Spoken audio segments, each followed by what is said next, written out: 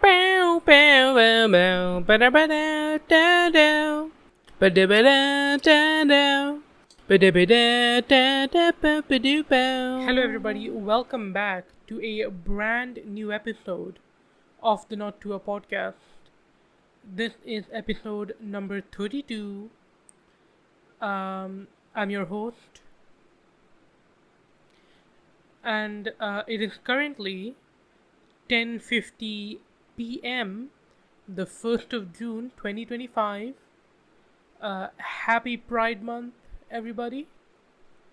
Um, yeah, I guess that's about it. um,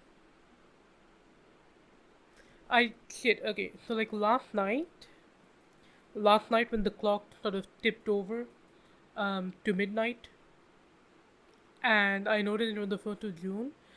I thought of I remember thinking of like a joke. I remember thinking of something that I could say in sort of the intro to my first ever Pride Month episode of the Not Tuah podcast. But I can't remember for the life of me. I can't remember what that joke was. I I seem to remember maybe that there was something to do with the acronym, the LGBTQIA plus community. I remember I made a joke regarding the acronym, and it was not that there's too many letters, right? That's low hanging fruit. Speaking of the letters, with my pen, gotta have my pen, gotta point with my pen. Speaking of the letters, I used to think that the plus in LGBT plus meant meant like positive, like yeah, I like those guys. I have no problem with them. I have no qualm with the LGBT community. So I'm LGBT plus. Um, but apparently that just means, what does it mean? 'Cause I remember seeing something that means that it's like, oh, LGBT plus whatever. It's like a catch-all type shit. Let me Google that. What what does the plus in LGBTQIA plus stand for? Uh, okay, let's go to Princeton University. LGBTQIA plus 101. Then the fucking woke liberal indoctrination happening in our universities. Gotta rise up, people. No. Okay, yeah. The plus holds space. They're holding space for the expanding and new understanding of different parts of the very diverse gender and sexual identities. So yeah, the plus just means, fucking add whatever you want. I used to think it meant positive, so I used to say I was LGBT plus. Like, yeah, good job. Okay, but whatever. I had a different joke. A couple years ago, when I was still using Twitter, I made a joke tweet that was like, every year for Pride Month we should line people up and make them list off letters in the acronym, and if they can't list enough, we execute them. So, I mean, maybe the punchline wasn't an execution, but there was something. There was something. Uh, Listen, my point being, I don't have a point. Okay, you fucking got me. You got me. All right, I don't have a point. But hey, that's what a podcast is. All right, that's what a podcast is. I ramble, and I make no fucking sense, and you all sit there and listen to me. Cabish? Comprende? Why don't I go like a Spanish accent on the comprende? That's Comprende is still Italian, right? Comprende. Oh no, it is Spanish. Capisci. Comprende. Oh, mamma mia. That's Italian. Um, fuck, man. Alright. Speaking of Twitter. Oh my god, speaking of Twitter. Holy shit. Um, so I saw a post earlier today on the Playboy Cardi subreddit, the only subreddit in the world that doesn't discuss Playboy Cardi by the looks of it. No, I saw a post on the subreddit that was like, yo, Twitter, you gotta censor this shit on your website, bro. Cause Twitter on the sidebar they've added a new tab, called jobs, and jobs are understandably a trigger word for some people. So they put in a humble plea, that Twitter censor, such an offensive word on their site. And I thought that was pretty funny. I thought that seemed like pretty like doable. And so I decided, you know what? I'm gonna have a laugh. I'm gonna make like a quick little extension, a quick little Firefox extension. And it's then gonna look through the HTML document. It's gonna find the span that contains the word job, and it's just gonna censor it. I thought, quick and easy. It'll take me like maybe 30 minutes, and 20 of those minutes I waited for Visual Studio Code to launch. Um, so I tried to log into Twitter because you can't go on like a Twitter default homepage. I've stopped using Twitter. It's been years, I believe. Um, but yeah, so I thought I'd just pop on over to the homepage. You can't go to the homepage unless you're signed in. So I tried to sign in with my Twitter account, but my Twitter account needs like a two-factor authentication code, and the two-factor authentication for my Twitter account that's linked to my iPhone. It's not linked to like, Authy or the Microsoft Authenticator. My iPhone generates the fucking, two-factor authentication code, and so that's what I use for Twitter two-factor authentication. But my iPhone, I must have mentioned it in a previous episode of the podcast. My iPhone is fucked up, right? Can't hold a charge, won't turn on. It's fucked, mate. I should throw it away probably, cause the battery is expanding, which is kinda scary. But I haven't. I probably should get on that. Probably should get on that. Anyway, um, so yeah, I can't log into Twitter now because my two-factor authentication is on that phone, and that phone is unusable, and I don't really feel like contacting Twitter support because it's not that serious. So I just made a new account. I was exposed to the horror that is the raw, unfiltered Twitter front page, but it's all good. Created a new account, and I got to like testing the extension. I inspect Elemented, the browser. I'm a fucking hacker, man. Just hand me my degree already, bro. Hand me that goddamn degree, please. I want out. I want out, please. I inspect Elemented, the Twitter page, found the, span. For those unaware, span is just like a fancy way of saying text on a website. Found the span that has the word jobs in it. I copied its class, which is like the way you like identify it. Copied its class, and it's like one line of JavaScript. You get whatever element has the class. Okay, so the class for the Java, holy shit. The class for the span is just a bunch of like random characters, and websites often do that. They obfuscate their code So I thought, okay, they're just obfuscating their code. Um, so I thought, yeah, whatever, it's fine. Copied the class, wrote one line of JavaScript, honestly. Get the element by this random string of letters, that's its class.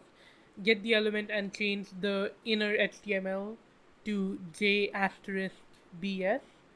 So like it's censored, jobs is censored. So I did all that. Awesome. Everything's cool. Everything's awesome. Everything's happy. We're chilling. I did it in like the console first to just like test it out. Did it in the console. It worked. Jobs was censored. So I thought, okay, well, great. This is gonna be a little funny haha that I can put up on Mozilla, the Mozilla web store. I might even be able to put this on my resume, dude, because it's a published project. Um, but then come to find out, once I like packaged up the extension and had it ready to go, I went back and I tested it again, and it didn't work. And I was like, it, but it worked just now. Anyway, come to find out, Twitter randomizes the obfuscation. So like the class name that I had hunted down and figured out last time, that class name, it changes every time. Every time you reload the page. So like I'm sure there's a way that you can do it, and I might still try it after this podcast is done. I might still try and like figure out a way to make it work. But that shit pissed me the fuck off. I stopped working on it immediately. So that's where we are now.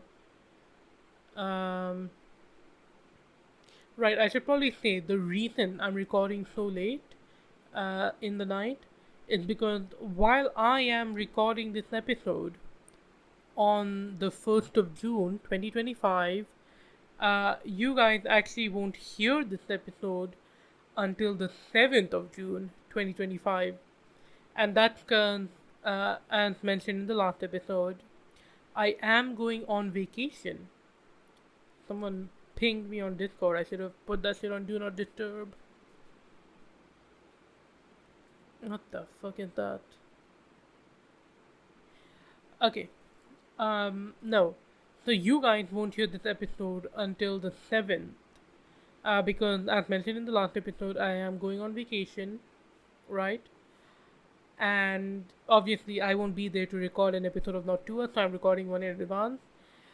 That being said, I am recording this literally the next day, the day after I recorded last week's episode, the one about Sydney Sweeney bathwater. And so I don't have like many topics. I don't have much to talk about. Um, oh shit, no. I guess I can provide an update to a topic from last week's episode already. I know. Ibrahim, the guy. Um, so I had a little chat with my parents. Apparently, Ibrahim is like a friend of theirs, or he's a friend of my dad's at least. I don't think my mom knows him. He's a friend of my dad, and the reason he pulled up to the house is because apparently when my parents visited in March, they bought an iron, like for your clothes. They bought one of those for him, but then they left it at my house or like at our house. And so now Ibrahim, he pulled up to like collect his debt or whatever. He pulled up to pick up that iron that my parents bought for him. Which I'm like, man, irons aren't that expensive, are they?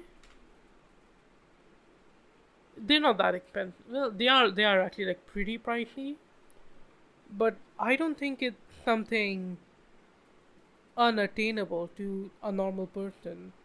And I certainly I would feel bad asking my friend to buy me an iron. That would be like a real low point in my life, I feel. um I guess like no shade, no hate to Ibrahim, but like, I feel like such a horrible person. I probably am. Anyways, so yeah, he came over to like collect his iron, and he called me last night. This time last night, he called me and he was like, "Hey man, what's up? I came to your house this morning, and I did say that I'd be back at 1 p.m. But how about I come back at 2 p.m. tomorrow? So like over 24 hours since his initial visit." So I was like, "Yeah, man, that's fine. Like, sure, whatever, do whatever you want, you know." So he's like, "Okay, yeah, I'll be there. I'll be there at 2 p.m. tomorrow." And he hung up. And then 2 p.m. came. No fucking sign of this guy. No sign. And so I was like, "Okay, well, again, it is India. It is like no one fucking cares about your time, about your life. No one gives a shit." So I kept waiting. He pulled up at 6 p.m. Mm-hmm. Pulled up at 6 p.m. And I'm like, "Hey man, can I have that fucking iron?" So I gave him the iron, he left. And that's the end of the Ibrahim story. All that shit, all that for a motherfucking iron. Which, like, I'm just, look. I, I understand if, like what, I'm seeing iron for 700, 900. I understand if that's like too much for you to justify spending, but also, drop my fucking pen. Okay, but also, I don't think it's that serious. I, I don't iron my clothes. Alright, I don't, and I haven't for several years, and I don't think I've ever noticed. I don't think anything. Okay, well, that's not entirely true. I do iron my clothes for like festivals and shit, for celebrations. So in that case, if you want to buy a whole iron for ironing your clothes during like a festival situation, I'm just saying you can pay a laundromat, like the equivalent of a laundromat. You can pay them 20 rupees, and they'll iron your clothes for you, right? 20 rupees. That's what my guy charges. But I know some other places where it can go as low as 5. But yeah, anyways, I haven't ironed my clothes in years, and I don't think it's that serious. You definitely don't need to iron your clothes for like daily wear, unless you're wearing a suit every day. I don't know. He didn't feel like the kind of guy who wears a suit every day, and I'm talking full, like shirt, tie, pant, belt, blazer. I'm talking the whole shebang. All right. So there you go. The the fucking mystery from last episode, the mystery of Ibrahim, wrapped up. I'm sure you guys had some sleepless nights thinking about that. Okay, well, anyways, like I was saying, it has been a it's been one day, a little bit over one day, since I recorded last week's episode of the Not Tuah podcast, and so I don't have much to talk about this week. And so I decided we're gonna do the internet's favorite thing ever. And we're going to go through a list of items and we're gonna rank them. Alright. So, the items that I have chosen to rank today are the stories of Sherlock Holmes. Okay, for those unaware, I am a big fan of Sherlock Holmes. He's my goat. He is my goat. Um, so Sherlock Holmes, he there's 62 according to the Sir Arthur Conan Doyle encyclopedia. There are 62 stories of Sherlock Holmes, and they came out in five sort of waves. Right, you have wave one, the Adventures of Sherlock Holmes. Then from 1891 to 1892, you have wave two, the Memoirs of Sherlock Holmes, from 1892 to 1893. You have the Return of Sherlock Holmes, 1903 to 1904. You have his last bow from 1908 to 1917. And finally, you have the Casebook of Sherlock Holmes, 1921 to 1927. I've read most of the stories from the first four waves. I haven't read much from the fifth wave, the Casebook of Sherlock Holmes. I haven't read most of those because most of those aren't in the public domain yet. I think it's like 100 years or something before they can enter the public domain.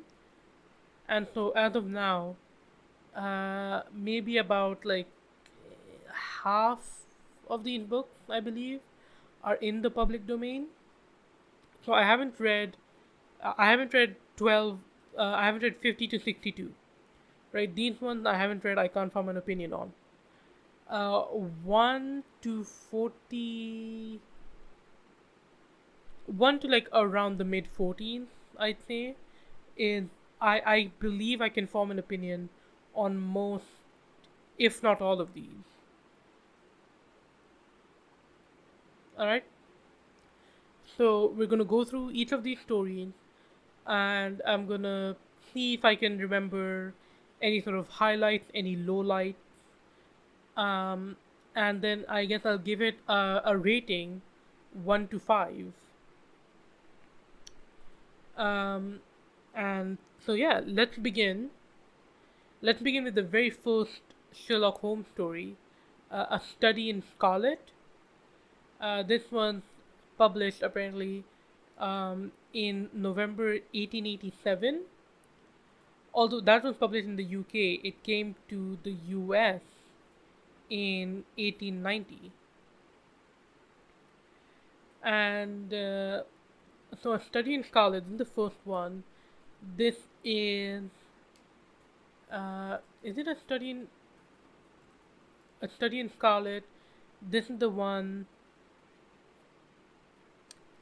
There's a woman. She's dead.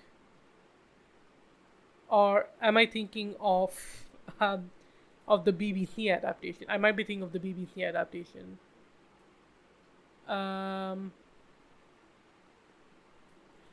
was the main guy like a cabbie? Was he the bad guy? Um, yeah. Okay. Whatever. So yeah. Okay. Yeah. So then the first one. Then our introduction to Sherlock Holmes. It's a good story. Well, I don't know about good story, but it does have that as like a bit of a strong point. It's like this brand new character. We have no idea what to expect. There's a good bit in this where Watson sort of writes like a report card for Sherlock Holmes, and it's like, yeah, this guy, he's good at this, kind of dog shit at that, kind of good at this, kind of dog shit at that, etc., etc., etc. Right? So, based on that, I'm gonna give this maybe a 3. Yeah, a 3 seems fine. A 3 seems good. If you're gonna start reading the Sherlock Holmes stories, this might not be a good place to start. So okay, so all the novels, there's 5 of them, I believe. No, there's 4. Okay, all the novels, all 4 of them, they're not gonna get as as strong a rating as the short stories, because purely because of their length. I think Sherlock Holmes works best in like the short stories, because you can read them in one sitting basically, right? And so in that one sitting, you can picture back, cast your mind back, and sort of work your way through the deductions along with Sherlock Holmes. So the short stories are always going to rate higher than the novels. If you're going to start reading Sherlock Holmes, I suggest you start with the short stories. Alright? You probably already have an idea of who this character is. You probably already have an idea of how he behaves. Um, so just start with the short stories. You'll be fine. You'll be fine. Okay. So Study in Scarlet gets a 3 from me. Should I write these down? Let me write this down. Hang on. Okay. Study in Scarlet gets a 3 from me. Up next, we have The Sign of Four. The Sign of Four is the second novel. He dropped two novels before he started writing the short stories. This one, the most I can remember from this one, or like the biggest impact, I suppose, is that it gives Watson a wife. They like introduce his wife, or they introduce the character who is to become his wife. In this novel. Um, there isn't really much that happens here. There's four guys. They lived in India. They found a treasure. They came back to the UK, and they hid the treasure. And then one guy killed all the others. I dropped my fucking pen again.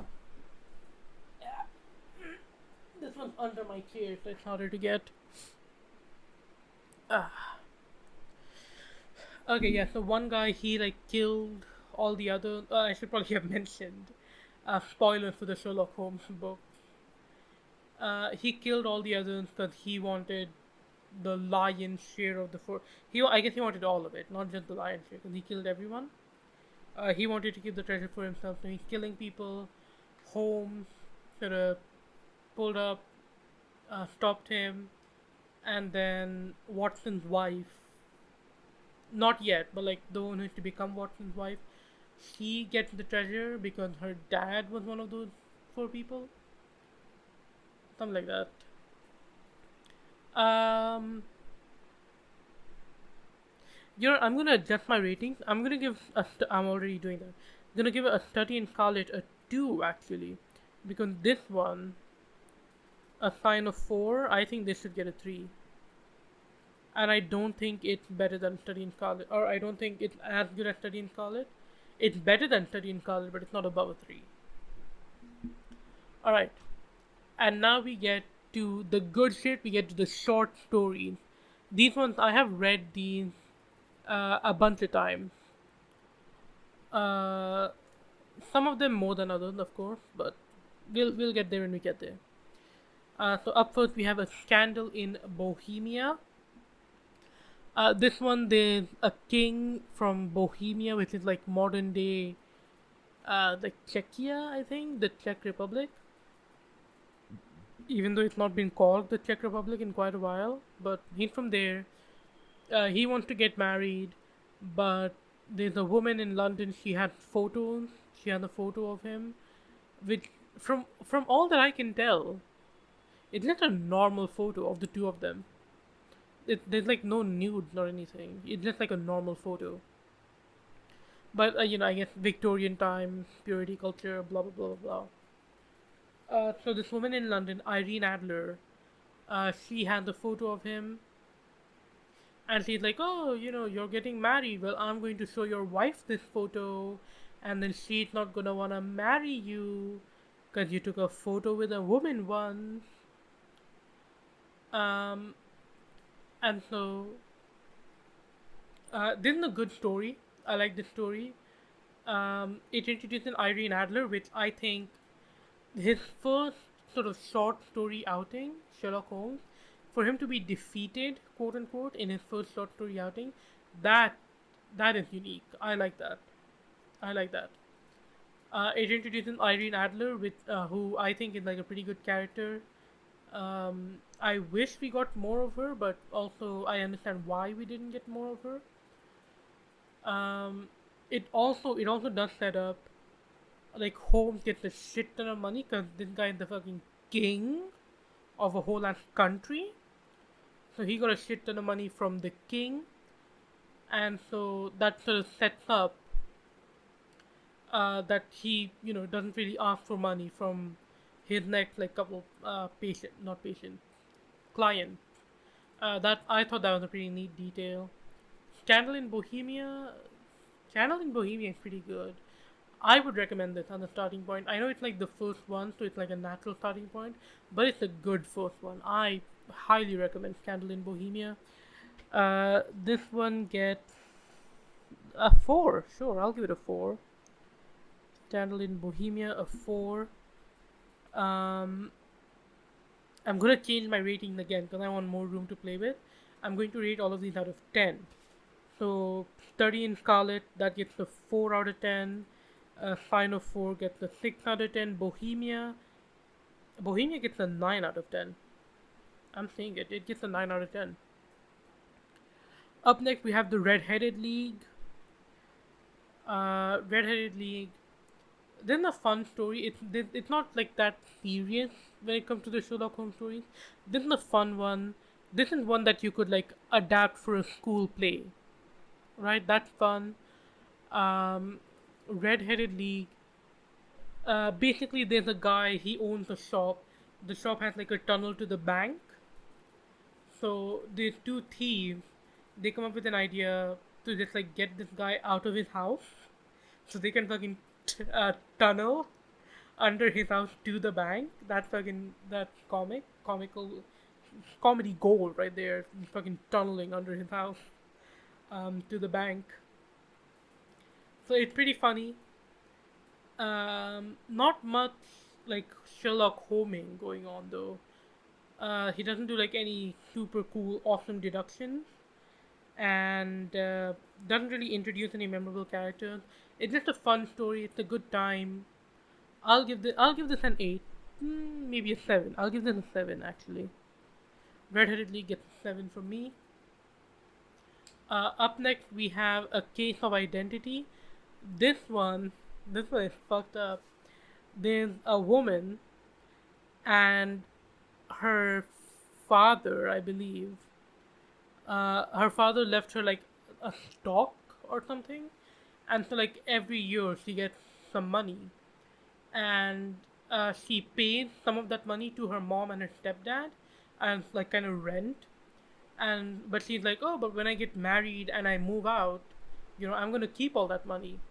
And so the mom and the stepdad, they hatch a plan, and the stepdad basically like puts on some makeup, looks like a younger man, and seduces his stepdaughter.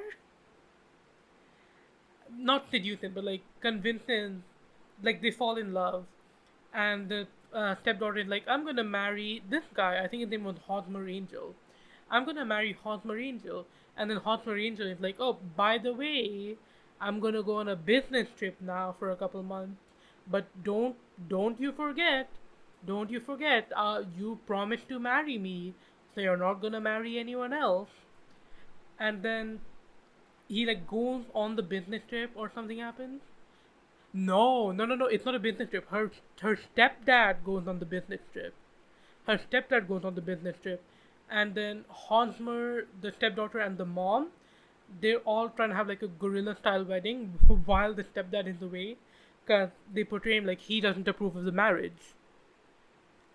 And so like on the way to the church where uh, Hosmer and this woman are getting married, Hosmer gets kidnapped, and so this woman, I think her name is Mary Morstan maybe.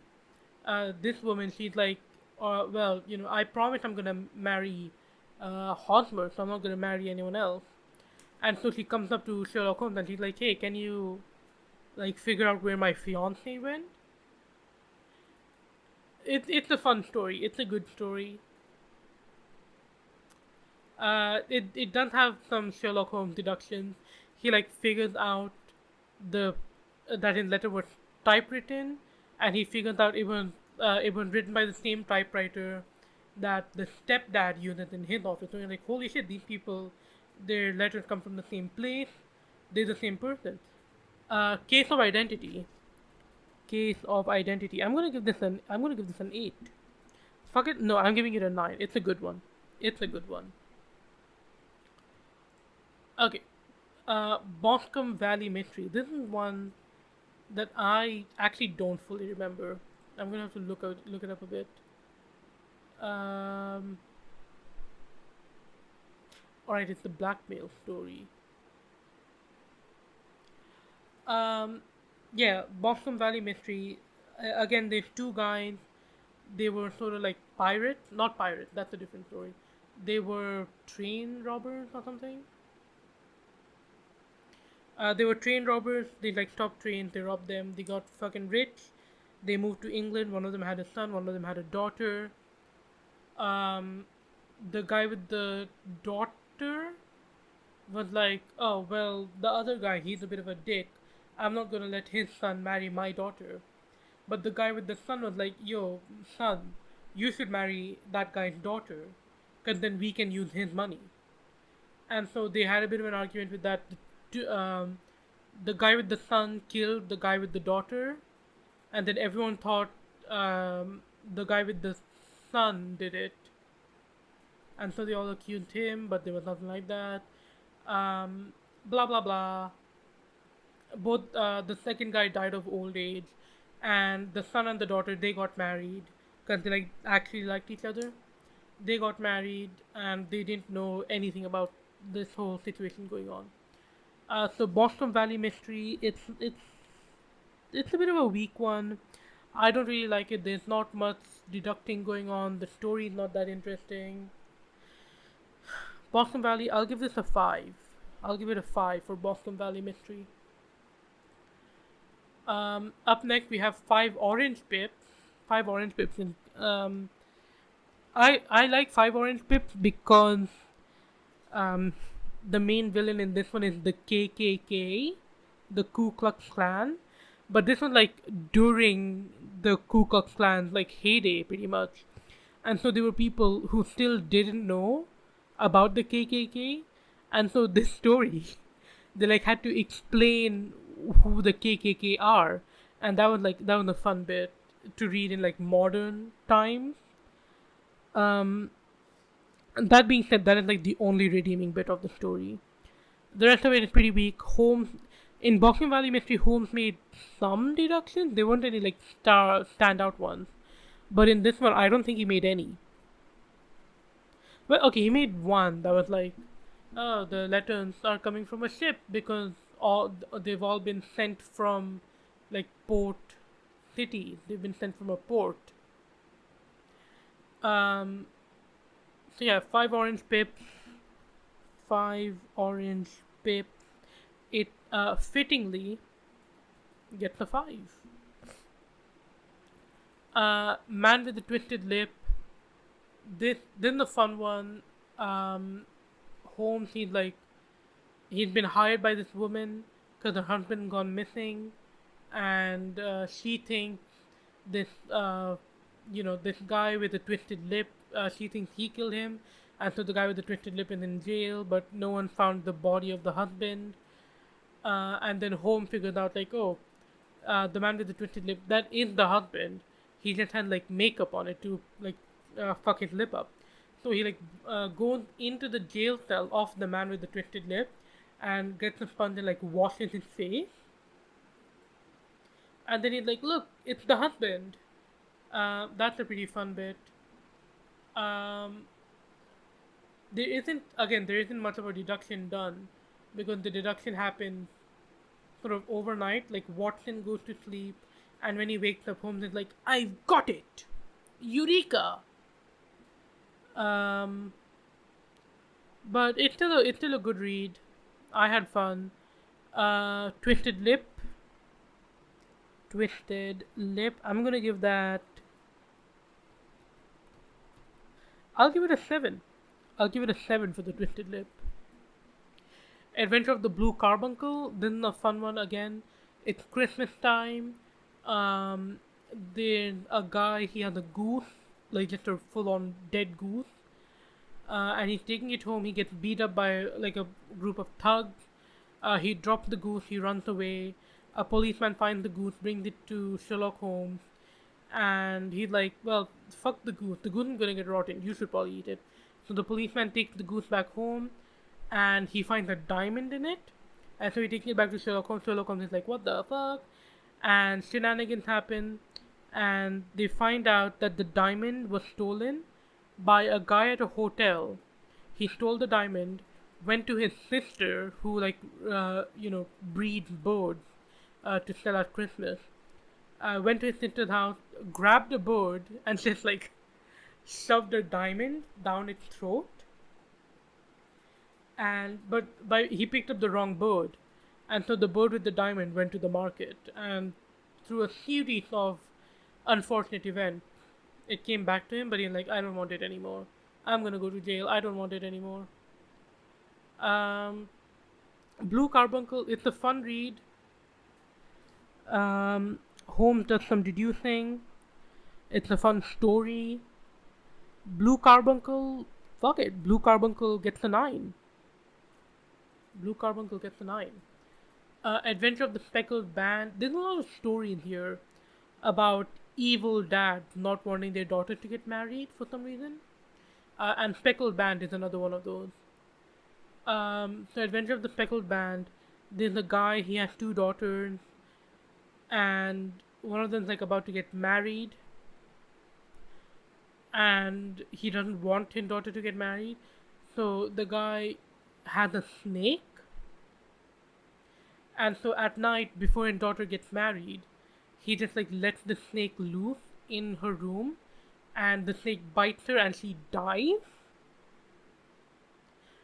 And so the second daughter is about to get married, and she gets moved into the room next to her dad, because there's like a vent, and so the snake travels to the vent, and so she gets moved to the room next to her dad, and the daughter is kind of sus, and she's like, well, I don't know about this, and so she goes to Sherlock Holmes, and she's like, hey man, do you think anything sussy is going on here? Sherlock Holmes thinks there's something sussy going on. They they catch the snake, they catch the guy. Um, yeah, not much happening here. Again, not much of a deduction story. It's just like an action story. Speckled Band. I'm gonna give that a 5. A 5 for Speckled Band here. We're already at 42 minutes. This is gonna be a very long.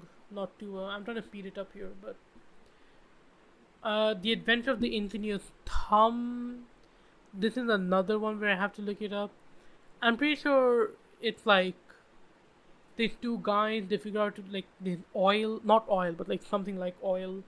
There's something like oil under their neighbor's house, but they obviously don't have the right to the oil under their neighbor's house. So it's another tunneling story. They dig a tunnel from their house and it goes under into their neighbor's house, and it gets the oil from there. But the oil machine stopped working, so they hired an engineer to come and fix it. And he fixes it, but the engineer discovers the secret, so they try to kill him. But they fuck up, and they instead of like stabbing him, they like cut off his thumb. And it's it's alright, I suppose. Again, not much deduction. It's an action story. Engineer's Thumb. I'll give that a 5 again. Adventure of the Noble Bachelor. This one, there's a rich guy. He's gonna get married. But as he's walking down the aisle, his wife kind of sort of stumbles into another guy, and they do a little talkie. They get married. They go home. While everyone else is having breakfast, the wife sort of disappears. And so this guy is like, what the fuck happened? Where's my wife? Goes to Sherlock Holmes. Sherlock Holmes does some deduction. Figures out that the guy she stumbled into at the wedding was like a former lover. And so after the woman got married, they sort of ran off together. It's alright. Again, no standout moment from what I can remember. Noble Bachelor, I'm gonna give that a 5 as well. Hot streak of 5 here. Quite unfortunate, but we'll get there. There's some good ones coming up. Adventure of the Copper Beaches. I don't remember this one. So I guess Copper Beaches. Just because I don't remember it, gets like a 0 maybe. What's this one about? Is it the woman in the attic? Oh, it's the woman with the hair. Um, yeah, there's a woman. Um, some for some reason, she's like forced to stay upstairs. She can't like, she's imprisoned basically, in her house, and so her dad finds another woman who looks like her daughter, and that woman just sort of like plays the role of her daughter. I don't know. It's weird. I don't I don't fuck with it. Copper Beaches. I guess a 0 is fitting. Um, Up next we have Adventure of Silver Blaze. This one there's a horse, like a race horse, and the before the grand horse racing final, the horse gets kidnapped. His owner or his trainer is murdered. His trainer is murdered. Horse is kidnapped, and what? I guess the motive is they don't want the horse to win. Can they bet against the horse? This one kind of weak. I don't like this one either. Uh, Silver Blaze gets a 5. Up next we have Adventure of the Cardboard Box. This one there's two twins. One of them like died. One of them gets an ear in a box. Cause there's a guy she cheated on him. I don't know, something cardboard box. I don't like this one either. I'm gonna give it a 0. Again, I don't like cardboard box. And okay, up next we have Adventure of the Yellow Face. Yellow Face, I also don't like it, but that's because it's a bit of a scary one, right? It's a bit of a scary one, and I don't like. Okay, I don't know about scary, but he the situation that he's in, the picture that Conan Doyle is painting, it's a very spooky one. It's one that I don't really care to see too often. And so for that, Yellow Face, I'm not gonna give it a 0. I'm gonna give it a I'll give it a 4 because it is well written. It's just that I don't particularly like reading it again. Stockbroker's Clerk, finally! Stockbroker's Clerk, we're back to good ones. Stockbroker Clerk. This one, there's a guy, he gets a job. He gets another letter telling him to quit the job, so he quits the job. Turns out uh, there's a guy, and he goes into the job and he robs the job, and the client is sort of their ticket in. It's a fun story. I'm not doing it justice. It's a fun story. Stockbroker's Clerk. I recommend you read it. I'm gonna give this. Um, I'll give this a 7. It's a 7. It's a good one for sure. Up next we have Gloria Scott. Gloria Scott. There's a guy. He was a pirate. He stole some shit or something. I don't know. Um. Oh no, Gloria Scott. This is the one. Um, with Hudson. Ooh, yeah. No, Hudson, the villain of this one. He is fucking creepy, dude. I, I'm getting the chills just thinking about him. Um, just for Hudson, Gloria Scott gets it gets a 6 because the rest of the story kind of falls flat. But Hudson, ooh, Hudson. If you know, you know. And if you don't, read the book. Um, Up next, we have the Musgrave Ritual. The Musgrave Ritual, it's pretty good. Holmes does some pretty good deductions in it. It's it's technically speaking, it's his first case, like chronologically. This is back when he was studying at university, I believe. Um, it's a good one. I like the characters. I like the story. I like the mystery. Musgrave Ritual. There's a little rhyme that everyone from the Musgrave family has to memorize. There's a little rhyme, um, and it turns out the rhyme was actually concealing within it the location of a fantabulous treasure. And so Holmes figured it out, found the treasure. The family's butler also finds the treasure, but he fucked up and he couldn't get out of the place or something. Musgrave Ritual is pretty good. I'm gonna give it an 8. I'm gonna give it an 8. Ragged Squire. I have to look this one up because I don't know what that means. Ragged Squire, Colonel Hader. Oh, it's the guy that break in. This is bad. I don't like. There's nothing going on. Nothing going on. It's not exciting. Particularly, there's no big deductions. That I can remember anyway. There's no big deductions. It's yeah. I can't recommend Ragged Squire honestly. Ragged Squire. I'll give that a fuck it. I'll give it a 3 maybe. I'll give it a 3.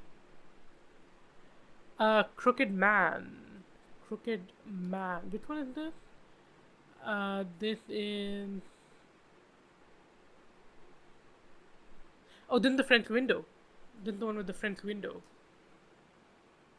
Um, yeah, again, basically, there's a guy, he married a woman, there's a guy from the past. Guy from the past shows up, um, and the man shoots at the guy from the past, or the guy from the past shoots at the man. He dies.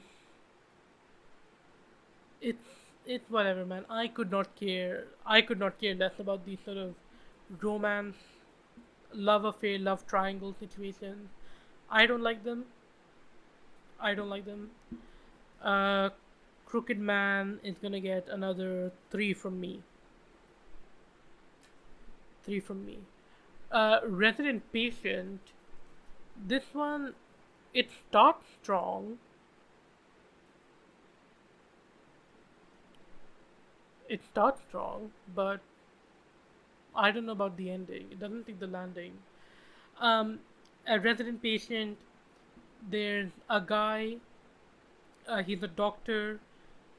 This old guy gave the doctor like a shit ton of money, and he's like, "Hey man, listen, you can take this money, you can do your own doctor business, however you want it, but I'm gonna live with you because I have like a chronic condition and I need a doctor at all times." Um, but then it turns out the patient was like a bad guy, and his bad guy friends were like he'd done them wrong or something, and they killed him. It starts strong. I like the like doctor banter that goes on between Watson and the client. Um, that's I feel like that's about the only sort of saving grace here. Um, yeah, Resident Patient. I'll give it a 5. The banter saves it. The Greek interpreter, dude. The Greek interpreter. It's good. It's a good one. It's a good one. This is the introduction to Sherlock Holmes' brother, Mycroft. Um, Mycroft has like a neighbor, and the neighbor is like a translator, and he gets one day he gets sort of kidnapped, taken to the spooky ooky location. He's being forced to translate. They do some secret encoded translations. They find out the guy is in trouble. There's like a property dispute, I think. Um, yeah, I guess my issue is there's not a lot of deductions happening in the story. So not a lot of deductions, but it does introduce Mycroft. Um, so that does save it a bit. I'm gonna give this. It does introduce Mycroft, and Mycroft shows up in one of, if not maybe my favorite story out of all of these. So for that, Greek interpreter get. I'll give it a 7. I'll give it a 7. Greek interpreter. Adventure of the Naval Treaty. This one, I have sort of a bad. I have bad blood. We got bad blood. I have bad blood with the Adventure of the Naval Treaty. Through no fault of its own, it's just purely because I've read it so much that, and that I'm kind of sick of it now. There's a guy, he works in like a government office. He's working on a super secret document, but the document gets stolen, and then it turns out his brother-in-law is the one who stole it. Ooh, shock, surprise! Um, it is a good one. It is a good mystery. There are good deductions. Holmes kind of tricks the bad guy, makes him think one thing when he thinks the other. Then the good one. I'm gonna put, bias in the side. Naval treaty. Naval treaty gets an 8. Naval treaty gets an 8. Is it as good as? Is it as good? Is it good enough to get a 9? It might be. It might be. I'm gonna give it an 8. I'm gonna give it an 8. Okay, up next we have the adventure of the final problem. This is hilarious because by this point Sir Arthur Conan Doyle had gotten sick of writing Sherlock Holmes, and so he decided to kill the character in this story. He introduces a new villain.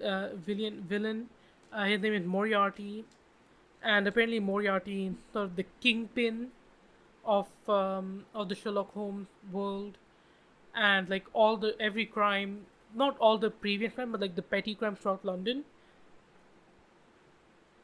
They're sort of they all it all leads back to Moriarty, and so Moriarty is now like hunting down Holmes, and so Holmes and Watson escape to Switzerland.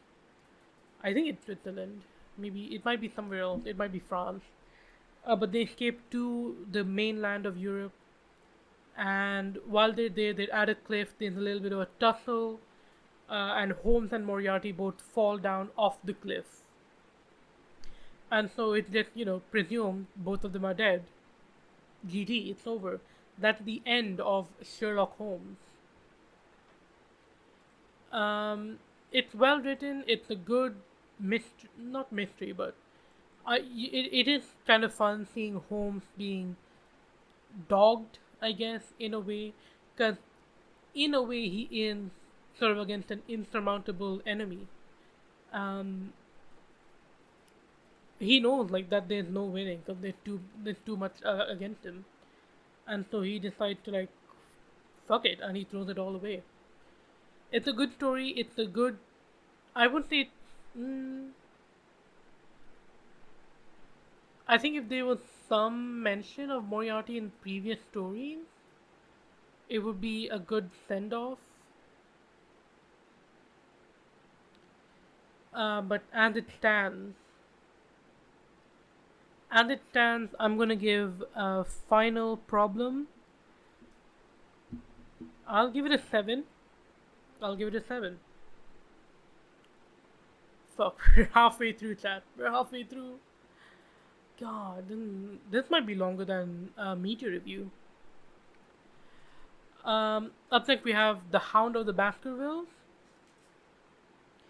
This is, I think, the best novel that he's written because it does feel like one of these short stories, but they've just added more to it. Hound of the Baskervilles is pretty good. I know I did say all of the novels kind of suck ass. This one is actually kind of good. Hound of the Baskervilles, I'm gonna give it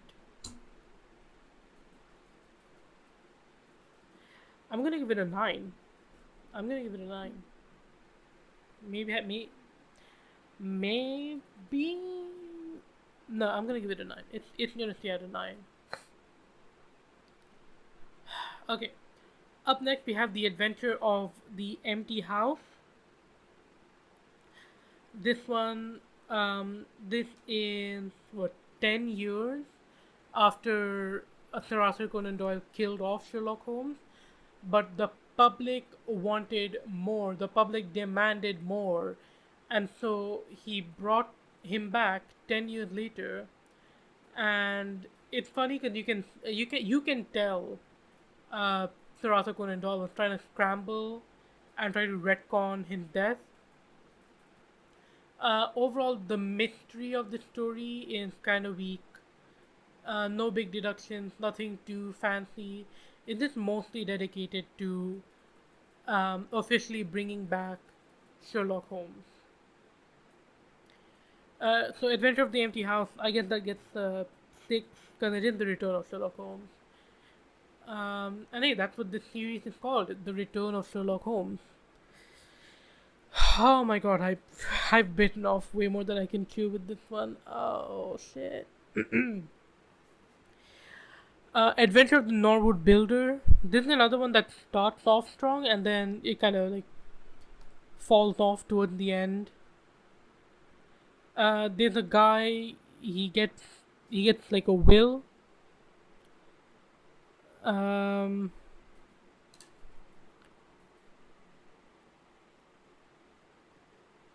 I don't know. I don't know. This one kind of sucks. What's it called? Norwood Builder. Norwood Builder. I'm gonna give this a 6. No, I'll give it a 4. I'll give it a 4. This kind of sucks. Starts off strong, ends weak. Overall, kind of mid. Adventure of the Dancing Men. This is similar to Adventure of the Crooked Man in that there's a guy, he has a wife, the wife has a guy from the past. Um, Guy from the past comes back and messes things up for wife and guy in the future, or like in the present day. Um, I don't like that trope. I'm tired of it. It happens a lot in this series. In fact, looking at it, there's another one. Okay, well, there's another one that has it as like the ignition of the whole story, but it's not what the story is primarily about.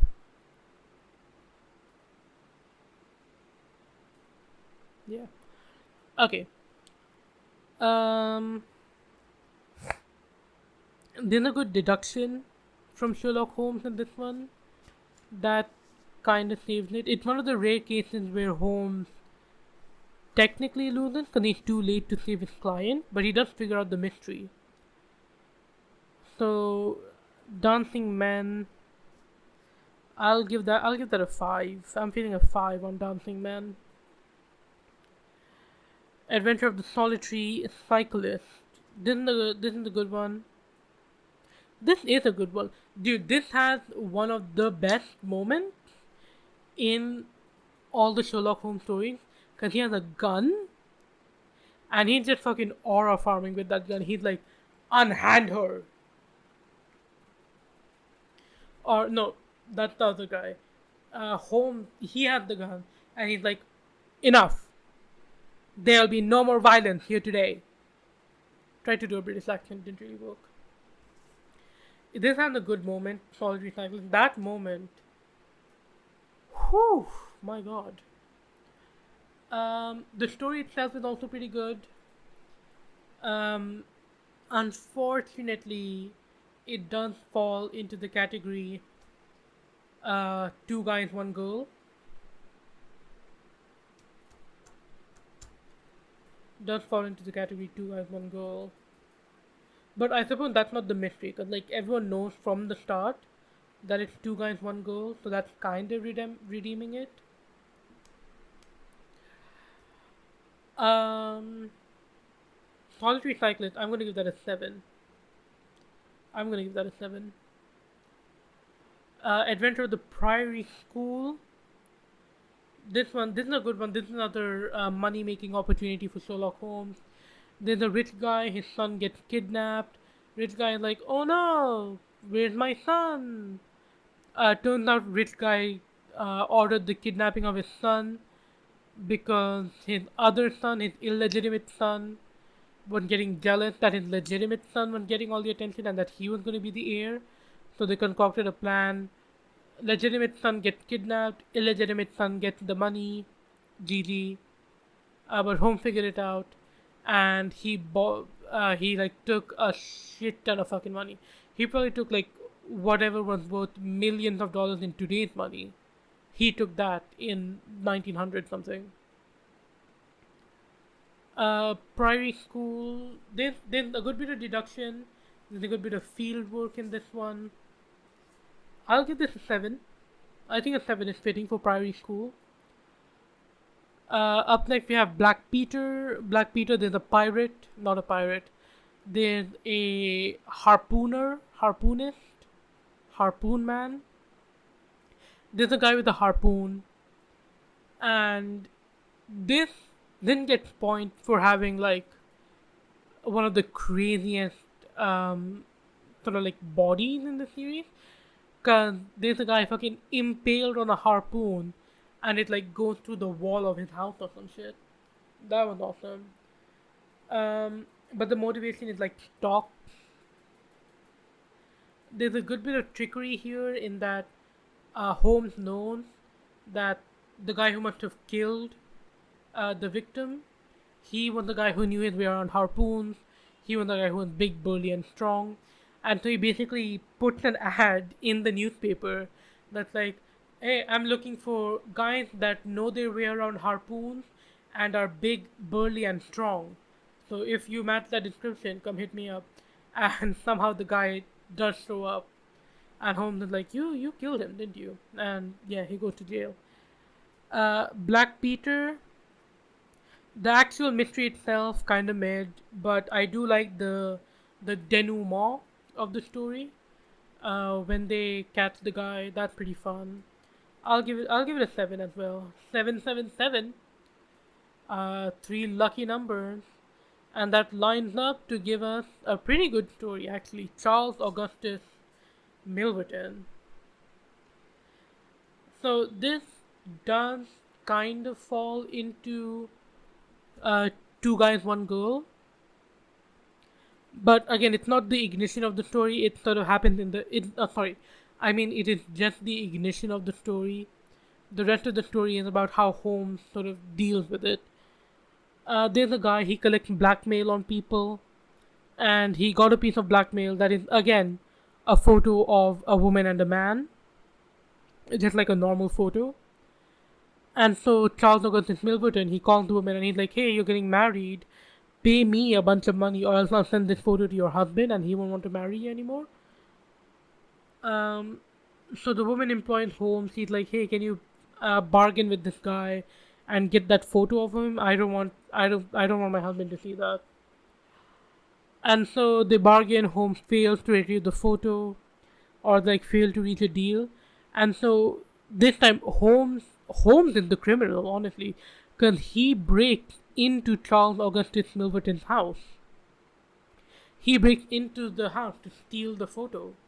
And while they're there, Holmes and Watson, while they're there, another woman sort of breaks in, or I don't know if it's a break in or an appointment, but there's another woman that shows up, and Milverton like used the blackmail on her and like ruined her life, and so she shows up, and she shoots Milverton, and Holmes and Watson are like, "What the fuck?" But they don't say anything because they're hiding. So after the women leave, Holmes and Watson leave. Then the next day, the police come to Sherlock Holmes and they like, Mr. Holmes, Mr. Holmes, we can't, for the life of us, we can't solve this murder. And then Holmes is like, I don't know, man. The case seems boring to me. I'm not gonna take it. So that's fun. I like seeing that other side of Holmes. Fuck it, this is our fourth seven in a row. We're on a pretty hot streak right now. Um, oh shit, we might be breaking the streak here. Six Napoleons. The Adventure of the Six Napoleons. Um, Basically, there's a guy. He's running around. He's finding statues of Napoleon Bonaparte, and he's like picking them up. He's breaking them, and it turns out that there is like a diamond or something in one of the statues. Cause the guy that's breaking them is the guy that made all the statues, and so he put the diamond in one of the statues, and now he's looking for the diamonds again. It's a good one. Good deduction, good story, good plot.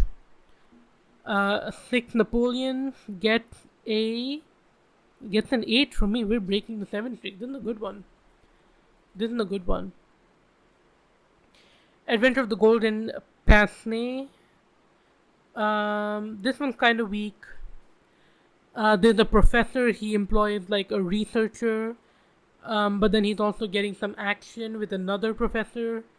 And then the woman professor kills the researcher guy, and so the male professor tries to cover it up. Something like that. Um, that's about it. There's no standout moment from the story. Golden Pensney or Pasney. Oh, I will say, for the longest time, I thought it was Golden Prince Nez, because I didn't know what a Pensney was. For those unaware, Pensney, those are the glasses, but they have like a chain, right? So they have a chain. The chain goes around your neck, and then the glasses. So if you don't want to use the glasses, you can just take them off, and they like dangle on your chest like a necklace. That's what a Pasney is. I might be fucking up the pronunciation. Um, Adventure of the Golden Pince-Nez. I'll give it a 6. Nothing too special here. Adventure of the Missing Three Quarter. Uh, Missing Three Quarter. There's a guy. He's a cricketer. But then the day before the big game, the guy disappears.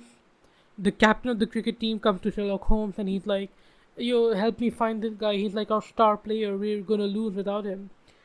And so Holmes like goes and searches for the guy. Um, Turns out the guy has a girlfriend or something, and she's pregnant, and she was giving birth, and so he went to see her give birth, something like that.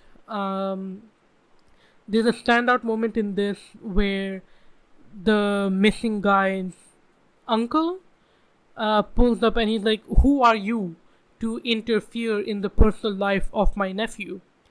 But then Holmes was like, "Oh, well, man, these people, they must have kidnapped your nephew in order to find out where you keep your money." Because the uncle was like the richest guy in the UK or something. That's a pretty standout moment. Missing Three Quarters, we'll go back to a 7 for this one.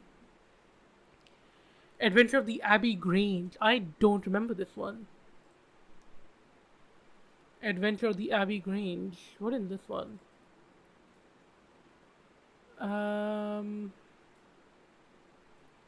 Oh, okay, yeah, okay. So this is the one. It's another two guys, one girl story. I told you it keeps showing up. It's another two guys, one girl story.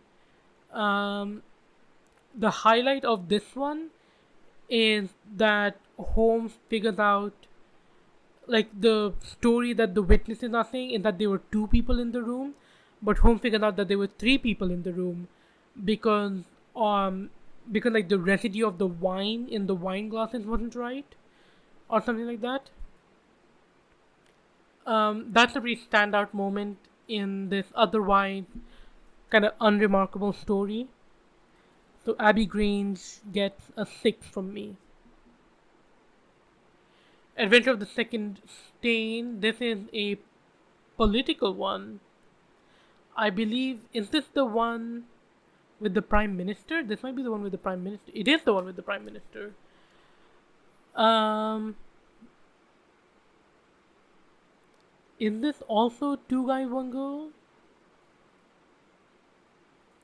I don't think it is. I don't think it is. Um, the actual mystery around with this one, um, it's all right.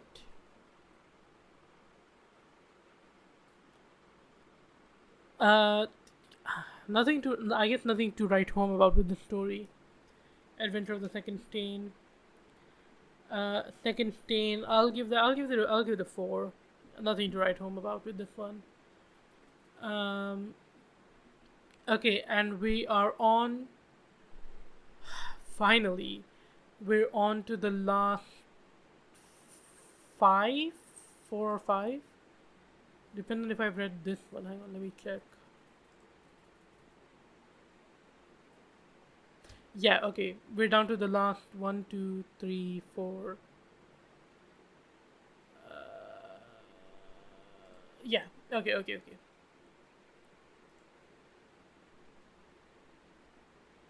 Okay. The Adventure of the Bruce Partington Plan. This is perhaps my favorite Sherlock Holmes story of all time. It features the return of Mycroft. Mycroft Holmes is back. Um, so okay, so this is where we find out Mycroft is actually like a super important government person, right? A super important government person, and his job involves a bunch of government information, and it turns out they were developing like a super secret um, submarine. The British government was developing a super secret submarine, but the plans for the submarine were stolen, and so Mycroft grovels to Holmes, and he's like, "Bro, please, please help me out. Um, please help me out." The body, they found a body with part of the plans in it, but like the most important parts of the plan were missing. And so they found it near some train tracks, and Holmes is like, oh well, the body was found here at like the turning of the train tracks, and so some more bullshit deduction happens. I say it's bullshit, but it's actually quite fun. Some more deduction happens, and Holmes figures out that the body was kept on the roof of the train, and just when it turned the corner, the body like slid off the roof. And so they go down the line of the train, and they find a place where the train stop, like right under some guy's window. It's a good story. It's a great story. I love the story. Bruce Partington plans. It's gonna get a 10. It's gonna get a 10. It is my favorite story. It is the best one, perhaps. I highly recommend it. I highly recommend it. Okay, up next we have The Adventure of the Devil's Foot. This is another one where objectively it is a good story, but it does freak me the fuck out. It does freak me the fuck out. I actually have not finished reading this one because it just keeps freaking me out. I don't like, because like every time I read it, I picture myself in the position of the victims in this story. The victims did just basically gone completely batshit insane, and it's like they might as well be dead. Like physically they're alive, but mentally they're complete shutdown. They can't do anything but just laugh uncontrollably. That's horrifying for me.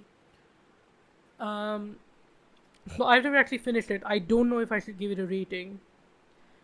Um, so I'm not gonna. I'm not gonna. But it is a good story. I just wish I had the balls to finish reading it. Okay, up next we have The Adventure of the Red Circle. Is this another Two Guy One Girl?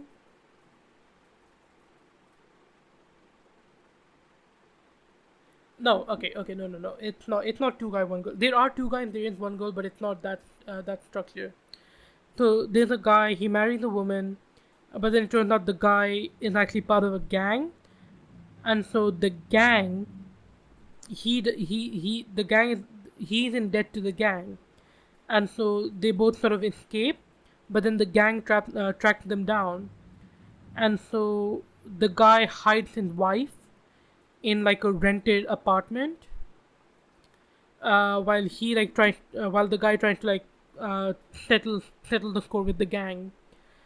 But the landlady of the apartment is like, well, this guy, he never leaves his apartment because she doesn't know that the guy is not in the apartment, but it's his wife. She doesn't know that for like opsec, I guess, operational security. And so she comes to home. She's like, What the fuck the deal with this guy?" And so from there, it's an innocent beginning, but the story sort of unravels as you go through it. That's pretty good. That's pretty good. Um, Red Circle. I'll give it I'll give it an 8. Fuck it, I'll give it an 8. It's a good one. All right, chat. Finally, we're on to the last one. The Adventure of the Dying Detective. Well, the last one that I've read. There's a couple more here. The bunch more, but then the last one that I've read. The Adventure of the Dying Detective. This one. This one is alright. Sherlock Holmes, he is dying from a disease, and so his landlady, Mrs. Hudson, his landlady calls Watson, because Watson's a doctor technically, and so she calls Watson. Watson comes over and he wants to like inspect Holmes, diagnose him, see what's up. But then Holmes is like, "No, I know what I have. I have this super deadly poison. You can't treat it. There's only one doctor in the world who can treat it. And so you gotta go find me this one doctor, Watson." And so Watson goes and he finds that one doctor. Um, Watson brings over the doctor, and then it turns out Holmes was never sick. It was all a ploy to get this doctor into Holmes' room, and he like imprisons them there, and the doctor like killed a guy, and so Holmes was like, okay, well, if I go after him, he's gonna run away. I need to find a way to bring him to me, and so he faked the illness. He faked the house call. It's a good story. It's a good bit of manipulation. Um, it's a good bit of gaslighting from Sherlock Holmes. There's no mystery here. Not much of a story. I say Dying Detective is gonna get a 7 from me. One last 7 for the road. Alright, we're done. Finally, we're done. Having ranked and reviewed all the Sherlock Holmes stories. Number 1, we have Bruce Partington Plans, 10 out of 10. Go read it, for sure, please. Then we have Scandal in Bohemia, Case of Identity, what's BLC? I like abbreviated all these names, so like I have to. Blue Carbuncle was good. Um, HOB, what's HOB? House of Balloon?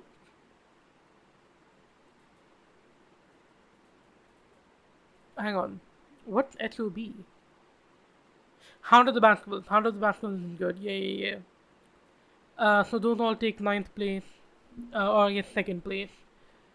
So yeah, I guess if you want to get started with reading the Sherlock Holmes stories, definitely start with Bruce Partington Plans, move on to Bohemia, Case of Identity, Blue Carbuncle, Hound of Baskervilles, and then take it from there as you please.